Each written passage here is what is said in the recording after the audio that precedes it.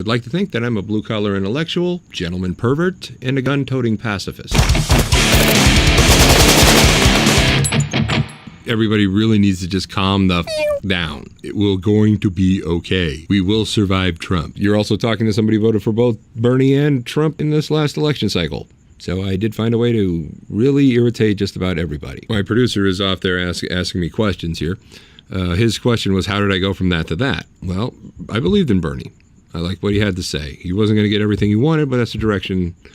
But nobody ever does. So, but that's the direction I wanted the country to move in. And it's not so much how much Hillary did conspire with the DNC. We learned that through the emails. To screw over Bernie in the primaries, not to mention the undemocratic superdelegate system, because I'm looking at Hillary and I'm looking at Trump. I think Dennis Prager said it best. We had a choice between two doors, a man-eating lion and could be a man-eating lion. Didn't really have a lot to go through in this one. Hillary Clinton's national security address back in 2015, from November 2015, in front of the Senate Foreign Relations Committee. I watched that speech and found out that our choices were either grab them by the or I want to install a no-fly zone in Syria. One is infinitely more dangerous than the other. And I don't want to excuse any sort of sexual assault. So if Trump has any victims, so to speak, let's bring them forward. But this time, let's remember to treat them with more respect than the victims of Bill Clinton.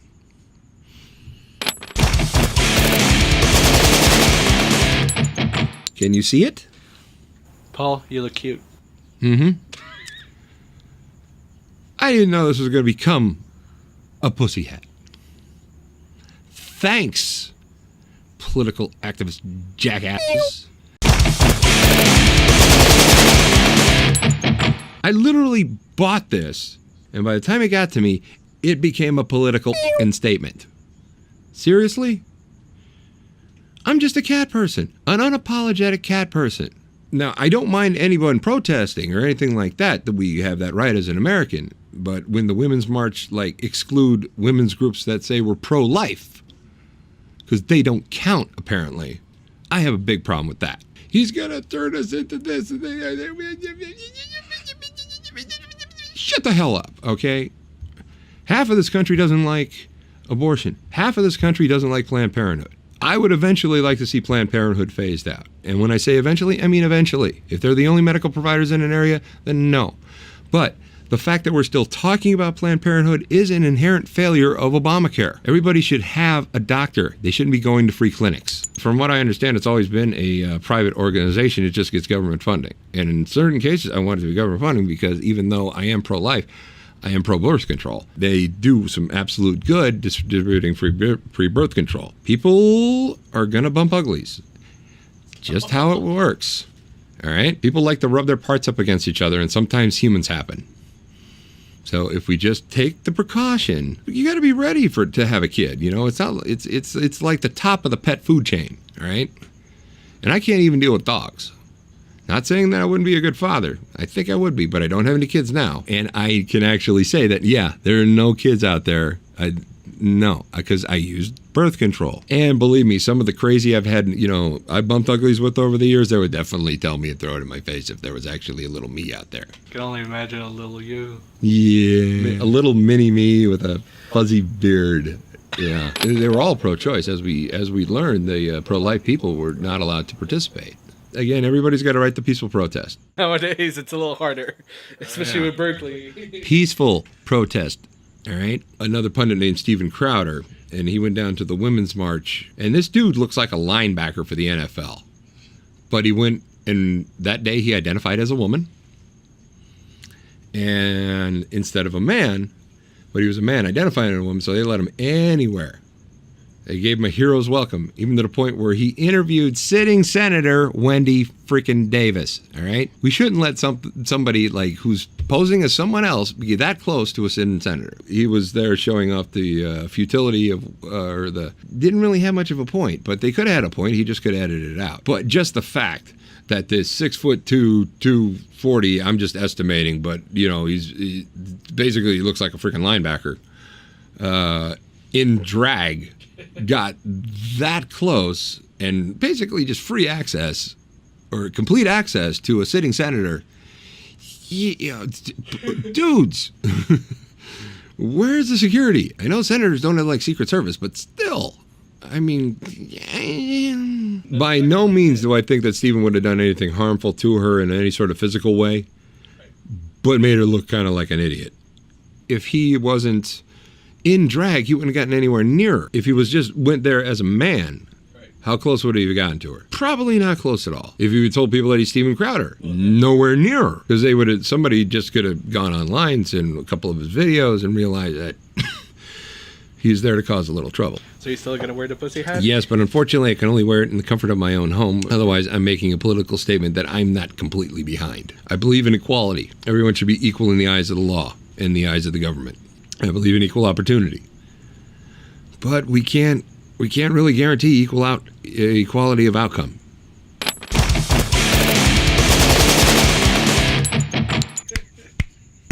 Oh, wait a minute. I was simulating lesbian sex there.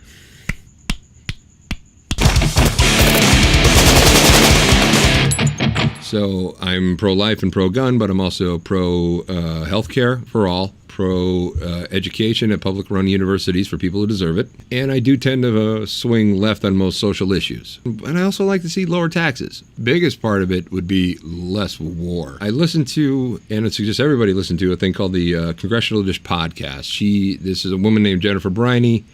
She reads the bills that are passing through the House and Senate so we can actually see what is really going on. And she went over the last budget and she figured out that we are spending 21.5 cents on every tax dollar on war. Not the military, war. If we cut that in half, how many of the homeless can get homes? How many people can get health care? How much tax cuts can we have? Especially I'd like to see the payroll tax cut as much as it can. Keep more money in the people who earn it.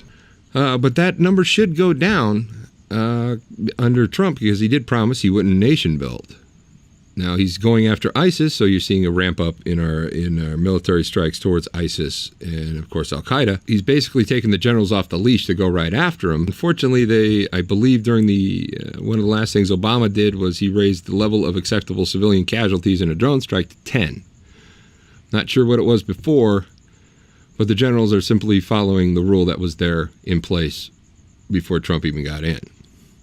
And even Bernie Sanders talked about how he had to defeat ISIS. Because when Trump came in, he did talk about how the state of our military was somewhat in shambles. So basically that 21 cents has been going towards war instead of maintaining our military. As far as the ones and zeros go, I'm not sure exactly how much we can roll back, but under Hillary we would have had an invading force in Syria by now. Now, that's kind of what you have to do. I didn't vote for Trump as much as I voted against her. Because, my biggest knock on Hillary Clinton is she couldn't beat Trump. I mean, crying out loud. Have you seen this guy with your eyes open? If you listen to him, I have eyes. We all have, I have eyes. I have ears. He also has eyes. He has the greatest eyes, and he has ears. Oh, he yeah. will hear everything. He will hear everything. Yeah, they're the best eyes, yeah. Don, can you not do that? I mean, come on, man.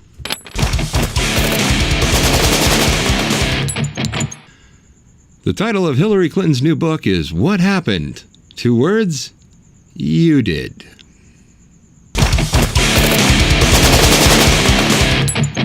Is she really thinking this? I mean, now, granted, yet I have not read the book. I will read the book, but I've watched people from the Young Turks and the Tim Black Network and a couple other and Ben Shapiro, and basically it seems to be that she is blaming everybody but her. She's blaming Bernie because Bernie gave people hope. God damn it, that's not what she needed. He did. He gave me hope. He actually invigorated. I'm like, hey, there's a candidate that I can get behind. But no, she didn't want that to happen. So, yeah, in a way, Bernie did basically prevent her from being president because he introduced humanity into politics. Something that Hillary has very little of. Because we're talking, there's somebody who never met a war she didn't like. She was also behind her husband's crime bill, which led to mass incarceration, which led into, I believe, somewhere around 1 in 4 Black people are either incarcerated or under some sort of parole. These useless 3 strikes laws. No. A crime should be taken one at a time. Another excerpt from the book is how Donald creeped her out, how she felt uncomfortable during the debate. This thing is just lurking behind him. Behind her. That was not a Freudian slip, okay? So you secretly think she's a man? No, because then in some way I'd have to respect her. But then in some way I'd have to respect her.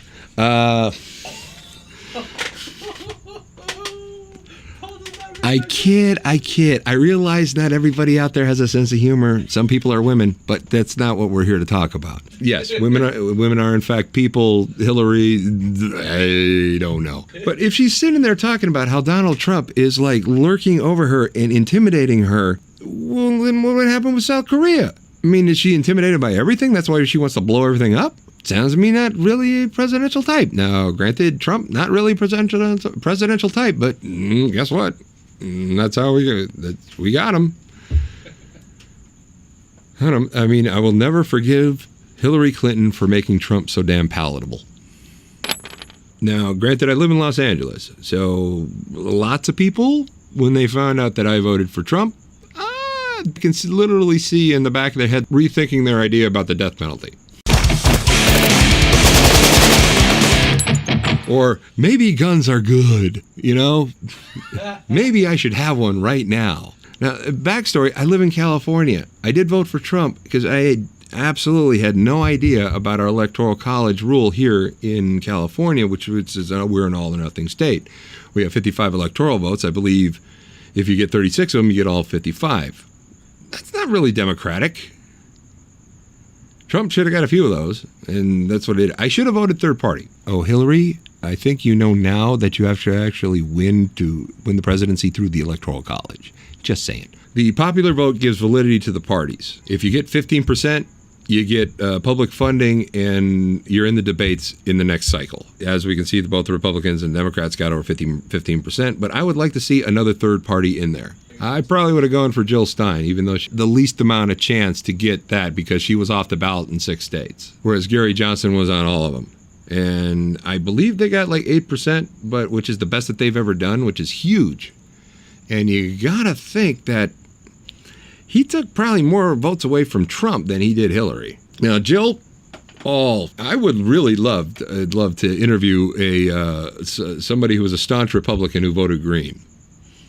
Yeah, there's a couple of them out there. There has to be, because, there's always a few odd ones. I'm one of them. The category that got the biggest bump in this presidential cycle was none of the above. I think less people voted in this cycle than ever. The least amount of percentage of eligible voters voted during this last election cycle, because they're just sick of it. And yeah, I can see Trump and Hillary blasting people away, but if you're in a state like I am, give third party a chance. I'm for more open debates. I don't exactly know what a Bernie bro is. I've been called that a few times, and I think that was some smear from the Hillary campaign. Couldn't bring myself to vote for Hillary out here. That is not exactly an opinion that goes over well. I mean, I've literally had 2 people try to take swings at me, but they were snowflakes, so, nothing really happened. And the bouncer at the bar I was at immediately ejected him out. I'm not a violent person. It should be used in a defensive mode. Just because the guy took on 2 separate occasions took swings at me, I didn't take a swing back. Because it wasn't necessary. That's what's really lacking these days, especially on the left, is just a level of maturity. People on the right overthink things. People on the left overfeel things. There has to be a balance. The right is more analytical, where the left is more empathetic. We need both. Absolutely, we need both. We need both analytical and empathetic in every situation. That's why I'm a moderate. I'm militant, and we have to really stick to that, and that's why I refer to myself as a militant moderate and a gun-owning pacifist. So I'm very pro-Second Amendment. Having a gun makes it real easy to be a pacifist. I don't want to shoot anybody, but I will if I have to. Thankfully, the opportunity for me to use my gun on another human being has not arisen, and I really hope that it never happens. And it's not like I can carry a gun when I live in LA County. Non-violence, non-interventionist, anti-war. I am a realist. We do have to defend ourselves. Anybody who can legally own a gun should legally own a gun. If they want one. If they don't, well, that's fine too. That's the first category of people that I don't want to own a gun. People who don't want one. Then we can start talking about criminals. Then we can start talking about the mentally ill. Because I want you to be trained. I want you to be responsible. Because even if I did have a carry permit, I don't know if I'd actually want to carry a gun wherever I went. It's, they're heavy. So manly. You're like, I want to carry a gun, but I don't really want to because it's heavy. Well, the main weapon I have is a freaking .44 Magnum. That thing's freaking a couple of pounds of steel. I don't know how people actually carried those suckers around back in the day. And it's a lot of responsibility. You set that gun down. You can't do that. You have to have it on you at all times. You have to be aware of it. I don't want to, and I don't want a job where I really have to. Let's talk about what I would like to refer to as the Fartmouth of the week. What does that mean? That means that the words coming out of their mouth aren't worth a dust fart in a windstorm. That's how it works. Now, we do have easy pickings. Hillary Clinton has a new book coming out called What Happened? 2 words, you did. She blames Comey, she blames Bernie, she blames the media, she blames Russia, not herself. It's her. She's a horrible human being. People couldn't vote for her. Yes, Bernie did have an effect on you not winning because he gave people hope. Okay? You didn't. Trump gave people hope. People hope to get their damn jobs back. Also, now this is a quote off the CNN website. I'm going to do my ASMR voice because I'm going to try and be Hillary and actually add some humanity to her. President Obama urged me to grit my teeth and lay off Bernie as much as I could. I felt like I was in a straitjacket. Kiss my ass. I mean, seriously. Kiss my ass, Miss Clinton. For crying out loud. Yeah, lay off Bernie. Okay? Again, Bernie gave us hope. You took it away. Throughout the primaries, every time I wanted to hit back against Bernie's attacks, I was told to restrain myself. Nothing that his plans didn't add up, that they would eventually be raising taxes on middle-class families, or that they were little more than a pipe dream. All of this could be used to reinforce his argument, and that I wasn't a true progressive. My team kept reminding me that we didn't want to alienate Bernie's supporters. Evidently raising taxes on the rich? Or taxes on the middle class? Yeah, that was part of his plan. But you would still eventually have, as a member of the middle class, have more money in your pocket because you wouldn't be paying out so much in healthcare costs. Say his whole plan, HRC, please. Say his whole plan. For that, we award Hillary Rodham Clinton the Fartmouth of the week. In the spirit of anti-PC culture, there is a lovely website out there called the rsdb.org. It is the racial slur database. Now, I tell people that I can use these words because I'm 1/4 racist. From this point on, trigger warning. Trigger warning. Featherhead, Chink, WAP, which actually stands for without appropriate papers. Go figure. A racial slur for a Lithuanian is a Lithwack. Yeah, apparently is used as a nickname for an unstable, mead-swilling Lithuanians. But we're not going to do Mexicans with the whole DACA thing right now, so we're just going to move on from that one. But my personal favorite one to go to is the mixed race racial slurs. Now, these are really specific. Like, say a person, and we're talking like the offspring of a mixed race or mixed nationality person. So if you are the product of a German and a Mexican, you can be called a Beaner Schnitzel, or a combination of a African American and a Mexican, a black bean, black and Asian, bumblebee, because of the yellow and the black stripes on a bumblebee. My personal favorite, if a person from Wisconsin has a child with a Japanese person, the child can be referred to as a cheese nip. It's horrifyingly funny, and I think that's the real reason that is, because these are wrong on so many levels. A Chinese African American mix would be a chinkaboo. African American, and an Italian, which is an eggplant Parmesan. Or a Jewish Puerto Rican mix would be a Hebrican. Or a Native American and a Jewish, which is a Geronimo. I even have to laugh at that one because I have not seen that one. Wow. Might I say the RSDB is user-funded, or not user-funded, but user-submitted. There should be one in here. Back when I was Native American, I came up with the phrase out of the people who claimed to be like, I would go to powwows and I would see people whiter than me walk around in a full Indian headdress because they're like 1/32nd Chippewa. And I, under my breath, I said that they're really the member of the Cherokee tribe. I'm from Detroit. It's like a sport to us there. You can take the guy out of Detroit, but you can't take Detroit out of the guy. And admittedly, the number used to be a lot higher. But, life's a journey. Well, I'm not saying that one on here. Okay. Oh, no. Oh, no, I will not. How about a Asian Jewish person? Pikachu. An Asian hillbilly. A rice cracker. And I know a fancy hillbilly is a Ritz cracker or a Hill William. Those I know. So not doing that one. Okay. Oh, okay, I get this one. A Jewish/Hispanic can also be referred to as a spike.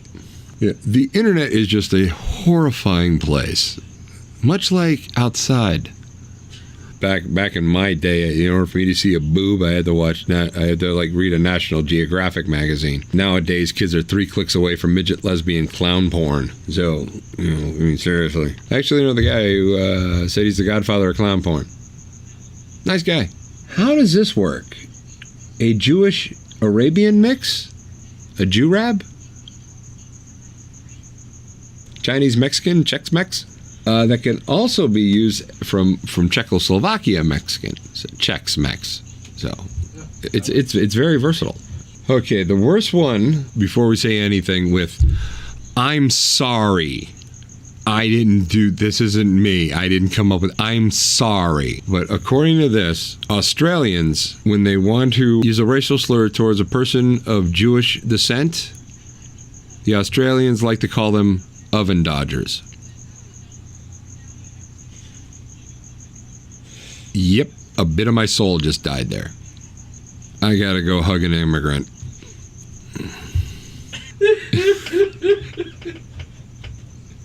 This has been the Militant Moderates Racial Slur of the Week. I'm sorry. This has been the Militant Moderate Podcast. I've been your host, Paul Michael Boland. Please click like and subscribe because that always gives us a hand. It always gives us a help.